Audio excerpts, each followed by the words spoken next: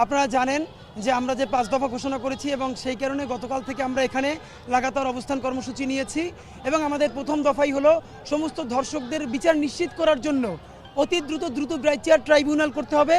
মামলা শুরু থেকে শেষ পর্যন্ত 90 দিনের মধ্যে নিষ্পত্তি করতে হবে। এর মধ্যেই আজকে দেখেন আমার বোন আসিয়া চলে গেল। ইনকিলাব মঞ্চের পক্ষ থেকে আমরা এখানে আমার বোন আসিয়ার জন্য গায়বানা জানাজা পড়েছি, তার জন্য দোয়া করেছি।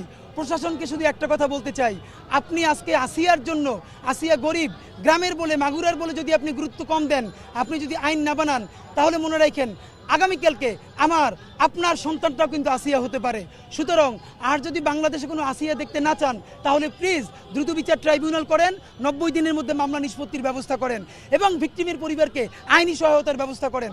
এছাড়া আমাদের গুরুত্বপূর্ণ যেই আমাদের দাবি আছে, আপনারা জানেন আমরা বলেছি জুলাই, শাপলা এবং পিলখানা গণহত্যার অতি দ্রুত দৃশ্যমান বিচারিক কার্যক্রম শুরু করতে হবে এবং খুনি ফ্যাসিস্ট আওয়ামী লীগকে অতি দ্রুত নিষিদ্ধ করতে হবে। তারা যেভাবে রাজনীতিতে ব্যাক করার চেষ্টা করছে, বিভিন্ন কার্ড খেলে, এটা আমরা বুঝতে পারতেছি, তাদেরকে নিষিদ্ধ করতে হবে এবং যারা 2013 সালে শাহবাগ নামক উচ্ছৃঙ্খল মব তৈরি করে বাংলাদেশ রাষ্ট্র ধ্বংস করেছে, তাদেরকে আইনের আওতায় এনে জিজ্ঞাসাবাদ করতে হবে। এই দাবিতে আমরা আছি এবং আমরা থাকবো ইনশাল্লাহ।